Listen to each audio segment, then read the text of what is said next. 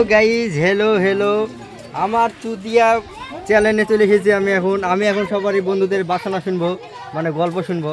তা আপনি কি করছেন এখন? আমি কি করবো, বলছি আছি ঈদ পড়ে। বিয়ে করেছেন? হ্যাঁ করেছি। তা এখানে কি ছিটছেন? বাড়ি যান। আপনি গিয়েছেন এখানে? আমি চুল কাছি। চুল কাছেন কেন? চুল কাছে তাই চুল কাছে? চুল কাছে চুল কাবেন কেন? হাসরাবেন ওখানে। হাসলে দাগ হয়ে যাবে না। আপনি এখানে কি করছেন? আমি বসে আছি। আপনার মুখটা ভালো করে দেখা যাচ্ছে না, একটু দূরে যান।